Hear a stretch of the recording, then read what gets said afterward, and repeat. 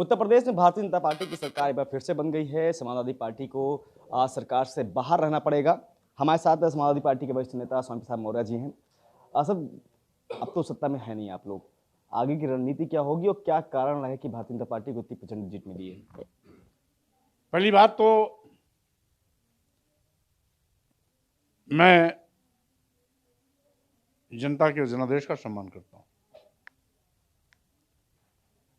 प्रदेश के मतदाताओं को बधाई और शुभकामना देता हूं।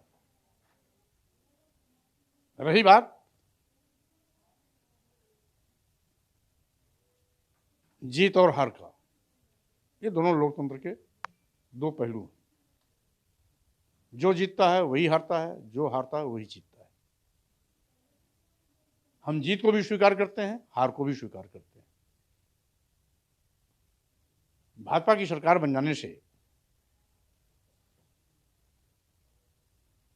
और यूं कहिए कि समाजवादी पार्टी को सत्ता में आने से चूक से राजनीति पर विराम नहीं लग जाता है।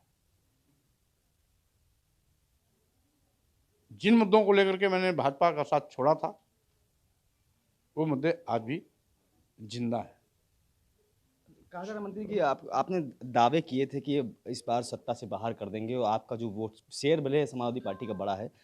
भाजपा के लोग यही कह रहे हैं कि अगर आज हमारे साथ वो होते तो मंत्री होते, विधायक तो बन ही जाते। क्या पछतावा हो रहा है कि समाजवादी पार्टी में आप आना का फैसला?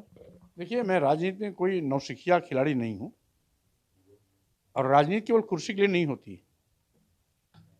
राजनीति में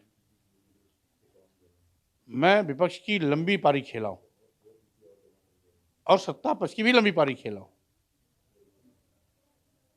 और सत्ता पक्ष और विपक्ष, ये दोनों राजनीति की धुरी हैं। इसलिए ना हमें हार का मलाल है, ना सरकार में ना आने का मलाल है, ना भाजपा छोड़ने का मलाल है। हम जिन मुद्दों को लेकर के भाजपा को बेनकाब करने के लिए निकले थे, ये सही है कि हम जनता तक अपनी बात पूरी तरीके से नहीं पहुंचा पाए थे, क्योंकि ऐन वक्त चुनाव प्रक्रिया भी प्रारंभ हो गई थी। जितना मुझे जिलों का दौरा करना चाहिए था, जितना मुझे सघन अपनी बात को घर घर जन जन तक ले जाने का काम करना चाहिए था, उसमें कहीं ना कहीं मैं पूरी तरीके से अपनी बात को लोगों तक नहीं पहुंचा पाया। अब समय मिला है लोगों तक अपनी बात को पहुंचाने का। हमें खुशी है कि हमारा जनधार भी गुणात्मक ढंग से आगे बढ़ा है, विधायकों की संख्या भी गुणात्मक ढंग से आगे बढ़ी है। अलबत्ते हम सरकार में भले ना आ पाए हों, लेकिन समाजवादी पार्टी ने जो भाजपा के दांत खट्टे किए हैं और एक एक सीट जीतने के लिए भाजपा को दांतों तले पसीना आया है, उसको लोगों ने देखा है। अब स्वामी जी, जिस तरह से भारतीय जनता पार्टी का जो फैक्टर जो काम आया है चुनाव में, वो बुलडोजर या फिर कानून व्यवस्था को कह सकते हैं, वो आया है क्या? अब क्योंकि भाजपा चुनाव जीत गई, इसलिए उसका जो भी कहेगा वो हर फार्मूला उसका इसमें हिट भी होगा, फिट भी होगा। लेकिन ये ना बुलडोजर कमाल है और ना उनके गुंडाराज का कमाल है।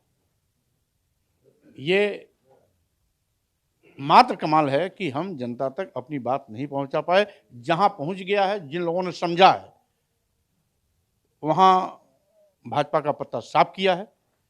जिन लोगों ने नहीं समझ पाई है, उन लोगों ने भाजपा को फिर से मतदान किया है। एक आखिरी सवाल है कि आप जी, कहा जा रहा था कि जैसे आप मीडिया के सामने आए हैं, आपने ट्वीट भी तुरंत कर दिया था और लोगों का अ, धन्यवाद ज्ञापित किया था।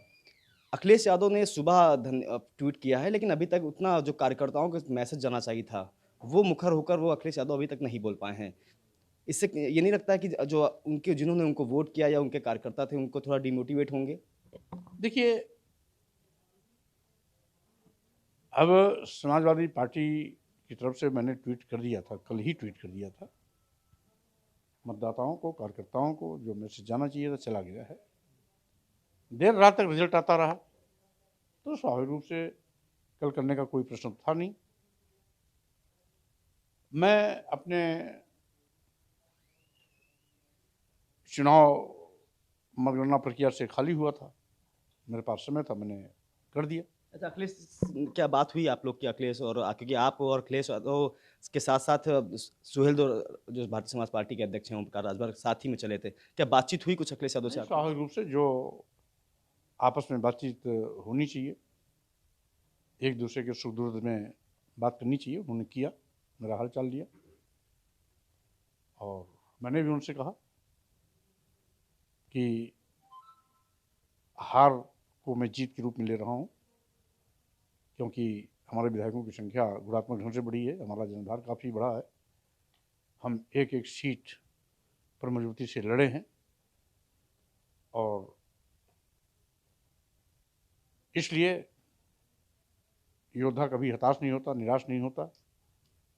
मैं भी संगठन को और मजबूती के साथ ताकत देने का काम का अभियान फिर शुरू करूंगा और आने वाले दिनों में समाजवादी पार्टी उत्तर प्रदेश की सबसे बड़ी पार्टी बनेगी। शुक्रिया हमसे बात करने के लिए। तो ये थे स्वामी प्रसाद मौर्य जो समाजवादी पार्टी के हार के कारण गिना रहे थे। लखनऊ से ईटीवी भारत के लिए गगन मिश्रा।